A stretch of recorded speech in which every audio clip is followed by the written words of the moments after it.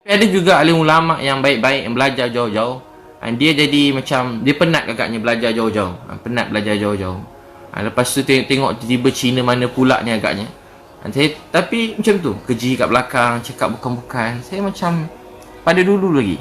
Saya tak kacau hidup dia, tak sentuh hidup dia. Saya tak susahkan dia pun. Saya tak minta sesuap nasib pun kat dia. Saya pun tak ada kacau hidup dia, tak pernah keji dalam ceramah saya tentang dia. Saya cuma berkongsi kebaikan.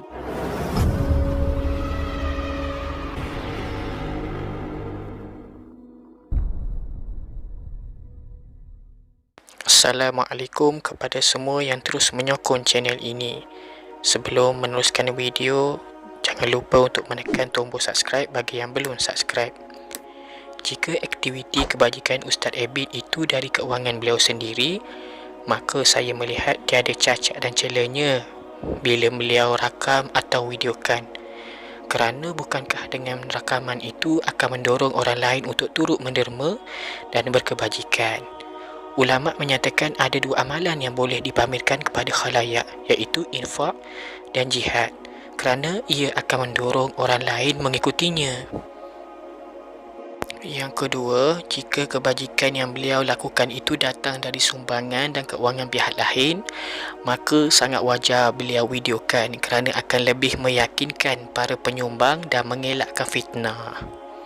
Jadi, video pada kali ini kami ingin mempamerkan video bagaimana gambaran dan perasaan Ustaz Abid Liu apabila difitnah dan dituduh pelbagai oleh para ustaz dan pendakwah. Jom kita saksikan. Saya selalu tengok orang kata saya kat belakang, walaupun grup-grup ustaz-ustaz, alim ulama ni dalam grup kutuk saya ramai-ramai. Saya tahu semua sekali, saya baca. Tapi saya pun tak mau balas-balas, saya pun tak nak gaduh dengan siapa-siapa. Saya doa mereka dapat kebaikan hidayah. Saya patut tak cerita saya tersebut. Moga Allah maafkan saya. Jadi bila benda-benda macam tu saya terbaca, saya tahu ulang-ulang kali orang kata saya hari update status sana sini. Saya tak kacau hidup dia. Saya tak kacau hidup dia. Penting tak anak orang Islam ni menjadi pemimpin-pemimpin? Penting. Supaya mereka boleh ajak manusia kenal Tuhan, kenal Allah. Supaya mereka boleh tunjuk akhlak Islam. Penting. Penting. Tujuan tunjuk akhlak Islam. Bukan nak tunjuk hebatnya kita sebagai pemimpin, nak tunjuk hebatnya kita sebagai orang kaya, tak. Tapi nak tunjuk akhlak Islam. Jadi penting. Urusan hati malam-malam nangis. Hati ni memang berubah-ubah. Kadang sombong, kadang orang puji kita lupa diri. Nangis ke Allah. Nangis. Ya Allah, tolong maafkan saya. Bersihkan hati saya, Allah. Saya terkesan dengan pujian orang. Saya rasa mulia. Orang keji saya rasa sedih. Ya Allah, maafkanlah saya. Kenapa hati saya menjadi begini lemah, ya Allah? Engkau lah Tuhan saya. Tolong betulkan hati saya, bersihkan, sucikan hati saya. Nangis pada Allah. Nangis pada Allah. Malam-malam nangis pada Allah. Malam-malam nangis pada Allah. Malam nangis, ya Allah, bersihkan hati saya. Maafkan saya, Allah. Ampun dosa saya. Usaha habis-habisan. Tapi malam-malam nangis pada Allah.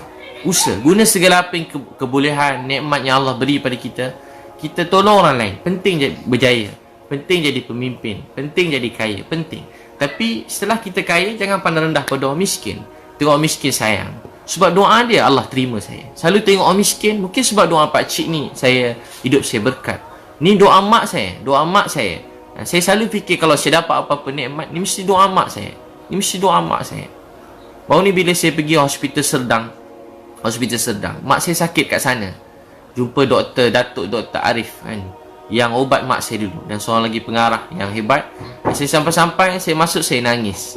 Saya teringat dulu saya kelang kabut nak tengok mak saya. Saya tak sempat berbual dengan mak saya saat akhir dia.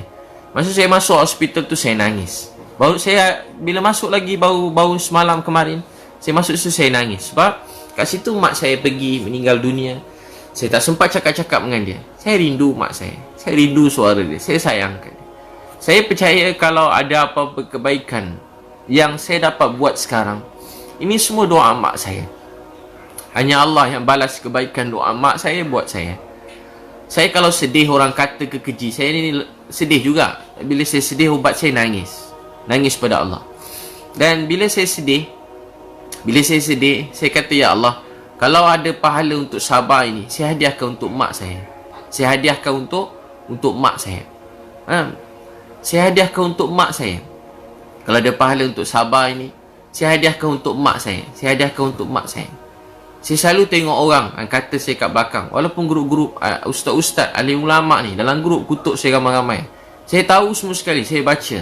Tapi saya pun tak mau balas-balas. Saya pun tak nak gaduh dengan siapa-siapa. Saya doa mereka dapat kebaikan hidayah. Saya patut tak cerita saya tersebut. Moga Allah maafkan saya. Jadi bila benda-benda macam tu saya terbaca, saya tahu ulang-ulang kali orang kata saya hari update status sana sini. Saya tak kacau hidup dia. Saya tak kacau hidup dia.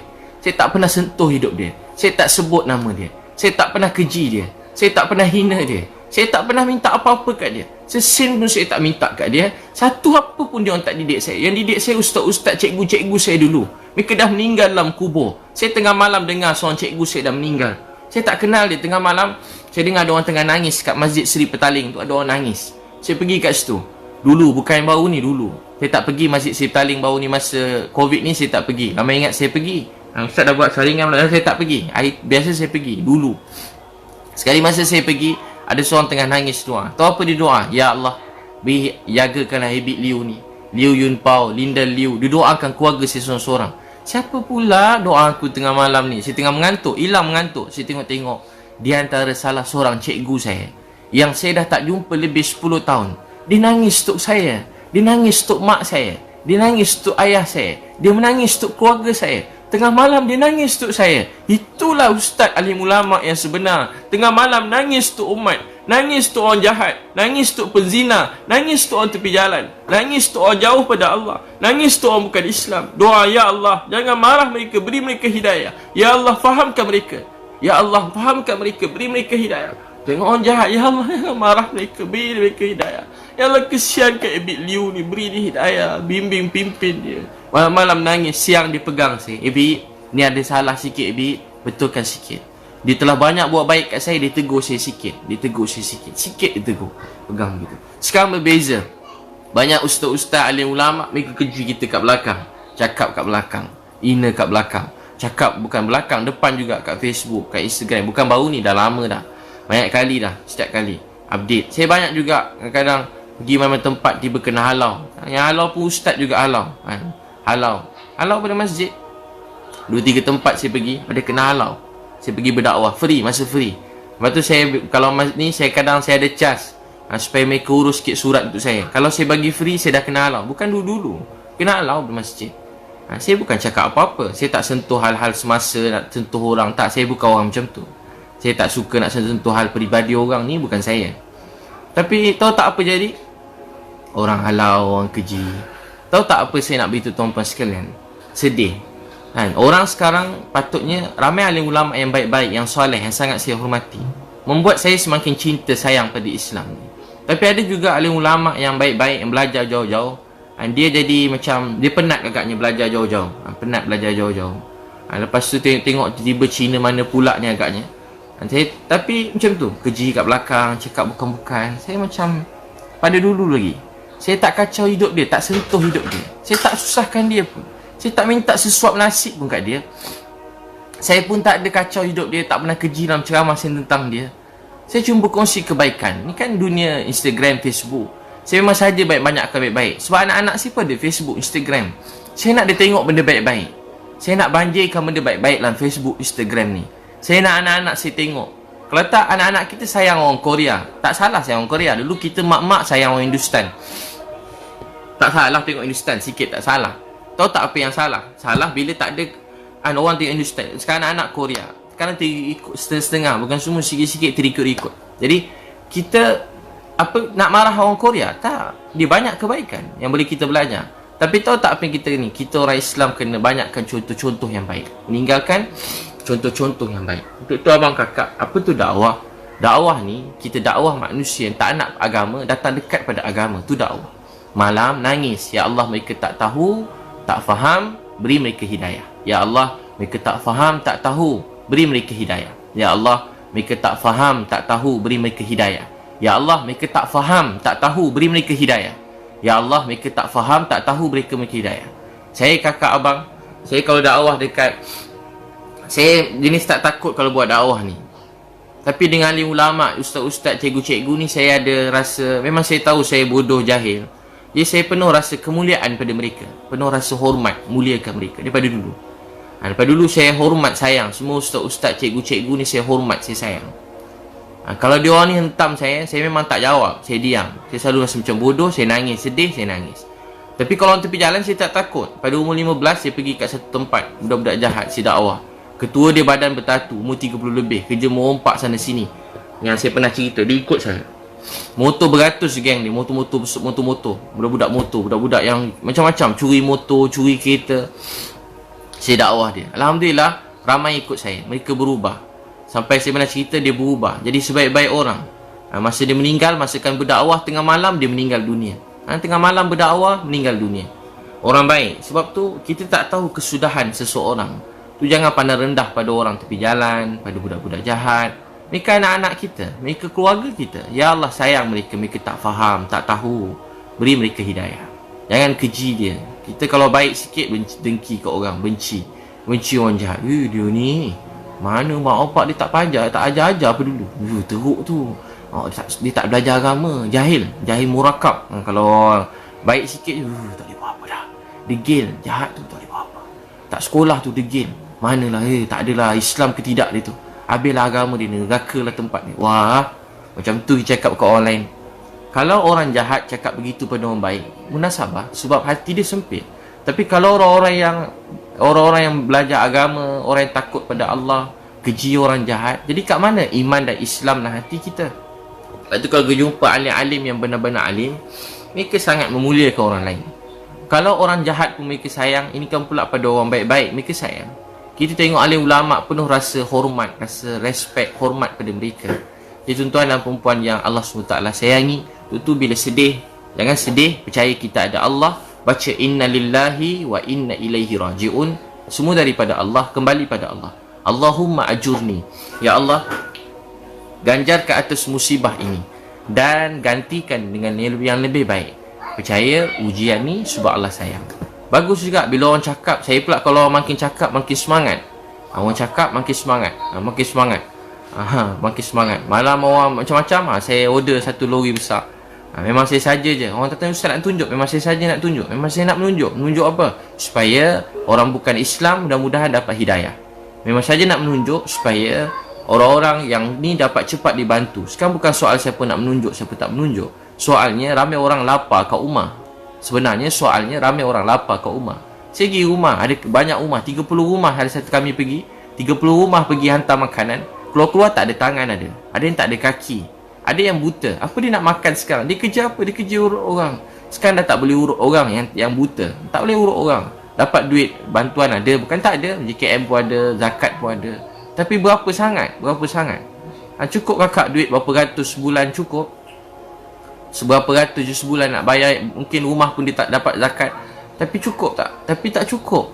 Jadi kita, apa kita boleh buat? Kita walaupun dapat bantu mereka sikit pun tak cukup. Tapi kurang-kurang kita ada buat sesuatu. Kesian kat mereka. Ada yang dah tak ada makan, baru pergi satu tempat rumah orang susah. Kat KL ada tempat orang susah, kita bagi hantar beras. Dia ambil isi, dia seorang yang hantar SMS. Kita hantar kat rumah dia, dia orang bagi-bagi beras tu. Dia boleh bagi-bagi kawan-kawan dia. Apa makanan dapat tu dia bagi-bagi. Dia panggil jiran dia, sebab dia orang dah tak makan, dah tak ada lah. Hantar bagi-bagi jiran. Dapat 2 sardin, bagi 1 sardin kat jiran. Gula pun dia ni, saya tengok tak apa panjangan. Nanti kita suruh dia orang hantar lagi. Dia orang ambil lagi, hantar. Stok banyak, hantar. Bagi kat semua orang dapat. Tahu tak apa dia abang kakak? Sekarang bukan soal tu, soal ramai orang lapar. Nabi SAW sebut kita tidur dalam keadaan kenyang, jiran kita lapar, Allah tanya kita ke akhirat. Kita tidur kenyang, jiran kita lapar, Allah tanya kita di akhirat. Kita tidur kenyang, jiran kita lapar, Allah tanya di akhirat. Jadi kita kena tolong seramai orang. Ini kan pula ada adik-beradik kita lapar, tolong dia. Ni waktunya. Bukan hari-hari datang COVID-19, datang waktu ni je. Di waktu ni untuk tunjukkan apa kita nak tunjuk pada Allah. Tunjuk ke Allah. Ada sekali Anas bin Nadar jumpa Nabi. Dia kata, ya Rasulullah, dia tak dapat pergi perang Badar. Dia sedih, nangis. Anas bin Nadar ni pakcik Anas bin Malik. Anas bin Malik. Jadi dia jumpa Anas bin Malik. Bila jumpa Anas bin Malik radhiyallahu anhu, bapa saudara Anas bin Malik, dia tak dapat pergi Badar. Dia kata, ya Rasulullah, saya nak tunjuk pada Allah Apa yang saya boleh buat untuk agama ni? Saya nak tunjuk pada Allah, apa saya boleh buat untuk agama ni? Saya nak tunjuk pada Allah, apa saya boleh buat untuk agama ni? Dia pergi perang Uhud. Masa pergi perang Uhud, apa jadi? Musuh datang pada atas bukit. Naik atas bukit tu, kemudian musuh datang dan dia kena tikam bahagian depan 80 kali. Sekali dah mati 80. Dia kata apa? Saya nak tunjuk pada Allah. Saya nak tunjuk pada siapa? Nak tunjuk pada Allah. Jadi kita buat baik ni memang nak menunjuk, nak tunjuk ke Allah. Nak tunjuk, ya Allah, apa yang saya boleh buat untuk agama ni? Anas bin Nadar beritahu kat Nabi, ya Rasulullah, saya nak tunjuk pada Allah, apa saya boleh buat untuk agama ni? Jadi masa COVID-19 ni, apa kita nak tunjuk pada Allah? Apa kita nak tunjuk pada Allah? Apa yang kita buat untuk Islam ini? Apa yang kita buat untuk agama ini? Apa kita buat untuk masyarakat, untuk manusia yang lain? Tuan-tuan abang kakak, kita mula bantu keluarga kita, bantu mak ayah kita, bantu adik-beradik kita, tanya khabar, bantu isteri kat rumah, bantu anak-anak, kan? Bantu keluarga semua sekali, bantu keluarga kita. Jadi selalu baca doa tu, inna lillahi wa inna ilaihi raji'un, Allahumma ajurni fi musibati wa akhlif li khairan minha. Ya Allah, ganjar kata musibah ini dan gantikan dengan lebih baik. Bila abang kakak baca tu, Allah akan beri kita musibah, Allah akan beri kita kebaikan. Hadis Nabi, siapa menunaikan hajat saudara dia, Allah akan tunaikan hajat dia di akhirat nanti. Itu suka tunaikan hajat saudara. Tunaikan hajat saudara kita. Tunaikan hajat saudara kita, tunaikan hajat semua saudara kita. Jadi hidup untuk Allah sayang kita, hidup untuk Allah sayang kita. Ustaz Wadi yang meninggal dunia ni, dia selalu cakap kat saya, kalau orang cakap kat kita jangan diam, bagi ceramah terus ke orang tu. Sesiapa cakap kita keji, kita jangan diam, pergi jumpa dia, ceramah dia, pergi jumpa dia, dakwah dia dengan kasih sayang, pergi jumpa dakwah, jangan simpan. Kalau simpan sangat, kita sakit hati seorang-seorang. Jumpa luar, jumpa cakap dakwah dia. Siapa kalau tuan-puan diuji kan, orang cakap yang tak baik, cakap balik kat dia. Dan malam nangis ke Allah, nangis ke Allah, malam nangis ke Allah. Bukan dakwah dia untuk marah dia, tak. Dakwah tu untuk terangkan pada dia, beritahu kat dia. Sebenarnya kita tak perlu terang kat orang pun. Orang nak faham ke tak faham, tak apa, kita buat untuk orang. Kita buat untuk Allah sayang kita, kita buat untuk Allah sayang kita. Pujian, kejian orang, penghinaan orang ni tak penting. Yang penting kita hidup untuk Allah sayang kita, hidup untuk Allah sayang kita. Jadi tuan-tuan dan puan-puan sekalian, untuk tu kita niat begitu. Memang ada orang memang kerja dia menyakitkan hati orang, tak berhenti, memang mana-mana macam tu. Dengan nulis ni pun boleh, ada orang sakitkan hati orang, ada orang sikit je cakap tapi menyakitkan hati semua, kan? Dia tulis sikit je, dia boleh sakitkan hati orang, tapi kita jangan terkesan dia cakap, sebab dia pun tak bagi kita sesuap nasi. Kita pun tak tu hutang dengan dia, kita pun tak ada buat salah kat dia. Jadi kalau dia buat kat kita, tak apa. Dia sebenarnya sedang pahala. Ada Hasan Basri, kalau orang mengata dia bagi hadiah. Sebab apa bila dia orang mengata bagi hadiah? Sebab orang tu telah bagi pahala pada dia. Orang tu bagi pahala kat dia. Jadi tuan-tuan dan perempuan yang sangat saya sayangi, untuk tu kita niat untuk kita berdakwah, hidupkan Islam ini dan sebarkan Islam ini. Jadi mudah-mudahan Allah Subhanahu Wa Taala terima kita semua dan kita niat untuk berdakwah ni. Boleh insya-Allah tuan-puan?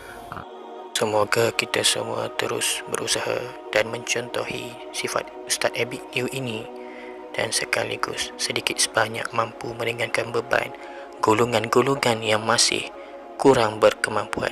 Kita jumpa lagi di video yang akan datang. Terima kasih kerana sudi menyokong channel ini.